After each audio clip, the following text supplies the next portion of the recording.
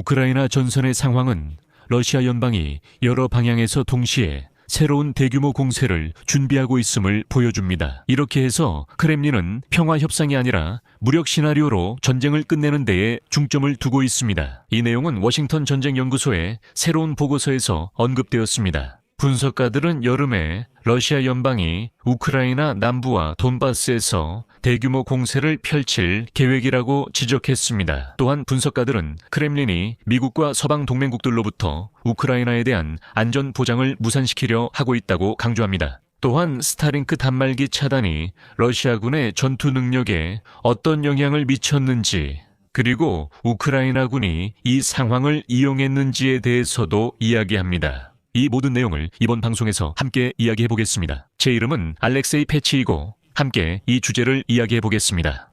하지만 시작하기 전에 채널 구독과 좋아요, 댓글을 남겨주시고 제 텔레그램 채널 패치 뉴스도 구독해 주세요. 링크는 이 영상 설명란에 있습니다.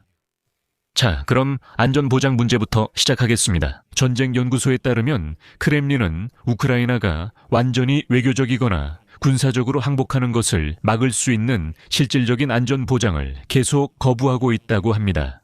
러시아 외무장관 세르게이 라브로프는 2월 6일 크렘린이 서방이 우크라이나에 제공한 안전보장을 받아들이지 않는다는 점을 확인했습니다. 그리고 다시 한번 크렘린이 2022년사 월 이스탄불 협상에서 러시아가 합의한 이른바 안전보장을 지지한다고 밝혔습니다. 여기서 다시 말씀드리자면 2022년 이스탄불 의정서 초안은 실질적인 안전보장의 기반을 마련하지 못했고 우크라이나를 러시아의 침략이 재개될 경우 무방비 상태로 남겨둘 뻔했습니다. 이스탄불 의정서 초안에서는 이 전쟁의 침략자인 러시아가 우크라이나의 중립적 보장국으로 간주된다는 내용이 포함되어 있었습니다. 러시아와 중국이 우크라이나에서의 미래 침략에 대응하는 메커니즘에 대해 거부권을 갖게 된다는 내용이었습니다. 그리고 우크라이나는 완전한 중립을 지키고 군대의 규모와 구성을 엄격하게 제한하며 동맹국으로부터 군사 지원을 절대 받지 않겠다고 약속해야 했습니다. 2월 6일 세르게이 라브로프의 발언은 크렘린 고위 관리들의 일련의 발언 중 가장 최근의 것으로 크렘린이 2024년 이스탄불 협정 초안을 앞으로 있을 어떤 평화적 해결의 기초로 계속 간주하고 있음을 보여줍니다. 그리고 우크라이나와 나토에 대한 자신의 요구사항에 있어서도 강경하지 않고 타협할 의사가 있다는 뜻입니다. 그리고 독재자 블라디미르 푸틴과 다른 크렘린 관리들은 이미 여러 차례 미국의 평화계획 제안과 안전보장에 관한 제안을 거부한 바 있습니다.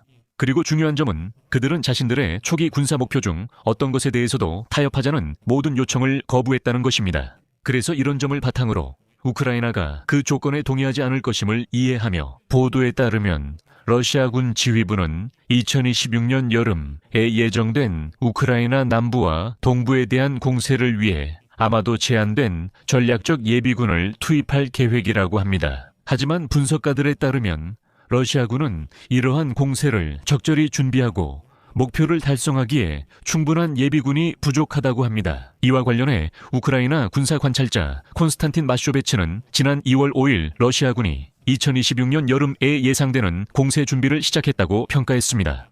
마쇼베츠의 예측에 따르면 이 공세는 2026년 4월 말에 이미 시작될 가능성이 높다고 합니다. 마쇼베츠는 러시아군이 슬라비안스크 크라마토르스크와 오레오프 자포리자 방향에 집중할 가능성이 높다고 추정했습니다. 마쇼베츠는 러시아군이 향후 몇 달 안에 여름 공세를 시작하기 위한 필수 출발 지점 확보에 어려움을 겪고 있다고 언급했습니다. 우크라이나의 마쇼베츠에 따르면 러시아군은 이 방향에서 전술적 목표 달성에 막혀 있으며 러시아 군사지휘부가 정한 기한 내에 충분히 빠르게 진격하지 못하고 있습니다. 마쇼베츠는 러시아 군사지휘부가 전략적 예비군을 사용하기를 원하지 않는다고 평가했으며 마쇼베츠에 따르면 러시아 지휘부는 2025년 가을부터 이 예비군을 축적하려고 시도해왔다고 말했습니다. 이러한 준비 전술 행동을 가속화하기 위해서인데 이는 이미 예정된 여름 작전에 필요한 예비군 소모를 줄일 수 있기 때문입니다. 전반적으로 현재 계획들은 매우 거창하지만 실현 가능하지 않습니다. 그리고 다음으로 전쟁연구소의 인용문을 소개하겠습니다.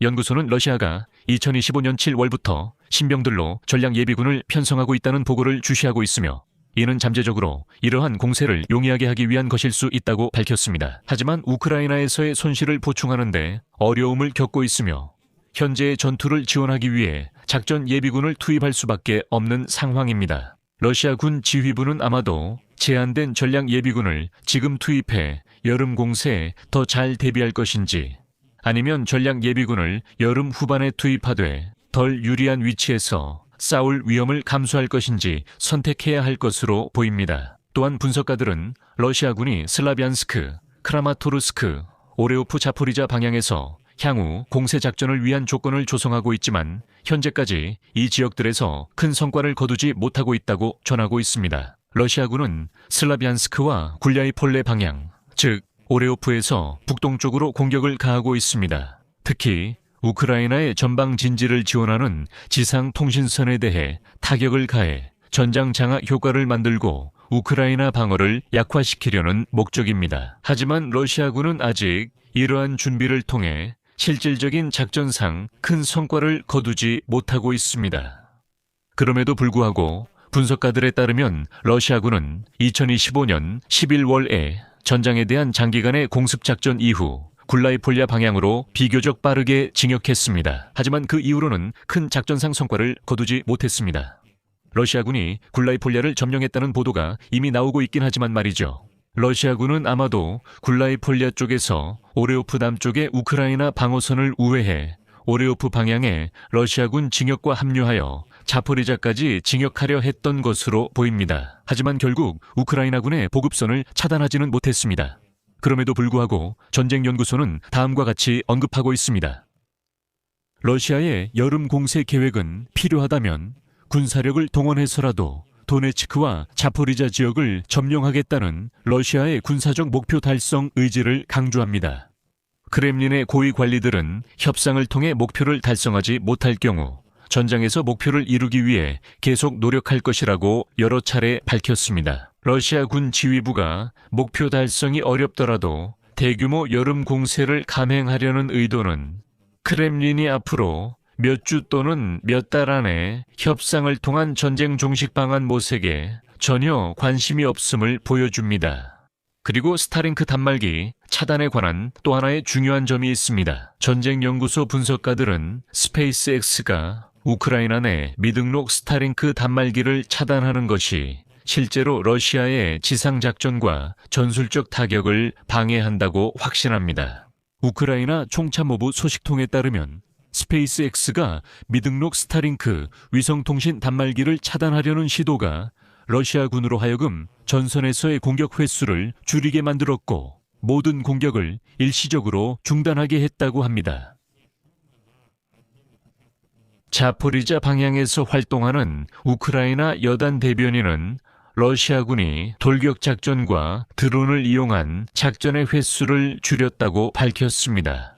러시아 군사특파원들은 전반적으로 단말기 차단에 대해 우려를 표명하며 스타링크 접속이 불가능해진 것이 러시아군의 군사작전을 방해하고 있고 러시아군이 유사한 시스템을 만들려고 시도하고 있다고 주장했습니다. 더 나아가 일부는 그들이 우크라이나에 있지 않다는 이유로 배신자라고 비난합니다.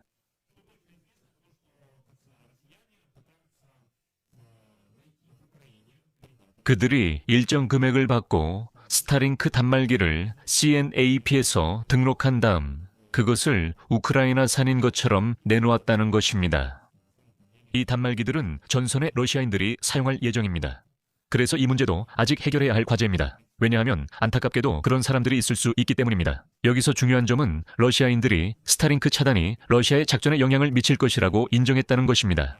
예를 들어 콘스탄티노프카 방향에서 말이죠. 하지만 전쟁연구소의 핵심 메시지는 러시아인들이 분명히 새로운 공세를 준비하고 있다는 점입니다. 한편 워싱턴에서는 푸틴이 평화를 매우 원하고 있고 적절한 협상에 나설 준비가 되어 있다고 이상하게도 믿고 있습니다. 여기서 말을 줄이겠습니다. 여러분의 의견과 결론을 이 영상 아래 댓글로 남겨주시고 채널 구독과 알림 설정, 좋아요도 잊지 마세요. 이번 영상이 여러분께 유익하고 흥미로웠다면 영상 설명에 있는 링크와 계좌로 후원이나 유료 구독을 통해 저희의 노고에 보답해 주실 수 있습니다. 여러분의 모든 지원에 감사드립니다. 오늘은 여기까지입니다. 건강 조심하시고 모두 안녕히 계세요.